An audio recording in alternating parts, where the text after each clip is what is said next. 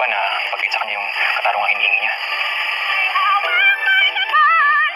Baliktaran si Era sa ugali nga nitong si Merodin. Kung anong buti naman niya ay baliktad naman ito ang kanyang anak dahil saksakan nga ito ng kamalditahan at self-centered. Walang iniisip kundi sarili lamang. Dito nga ay dahil sa kanyang pag-uugali na kapag pinapagalitan siya at nagtatalo sila ng kanyang ina ay nagtatampo ito at bigla na lamang umaalis. May kalalagyan at riresulta ang kanyang mga ginagawa dahil kakarmahin nga siya sa ginawa ng kanyang ina, maging dito kay Lilette.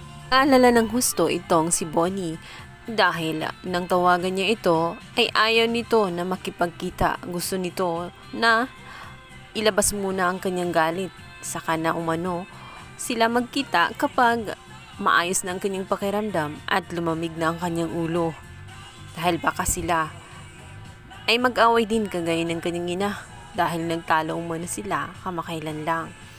Yun naman nag-alala ng husto ang kanyang inang si Marilyn. Sana ay okay lang siya at walang mangyari sa kanyang masama dahil hindi na kontrol ni Era ang galit niya na nararamdaman.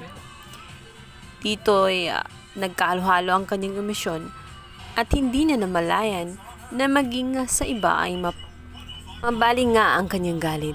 Dito nga hindi niya makokontrol ang kanyang pagmamaneho kung kaya't meron siyang taong maaksidente at ito ngang matanda naglalako ng balot. Ang hindi niya alam ay saksi si Lilette sa lahat ng mga nangyayari. Nakita siya ni Lilette at natatandaan ni Lilette ang kotse niya. Dumaan ito sa kanyang harapan. Instead kasi natulungan ni Era ang taong kanyang nakabangga ay tinakasan pa niya ito dahil nagpanik at hindi alam ang gagawin. Subalit ang matanda ay humihingi ng katarungan.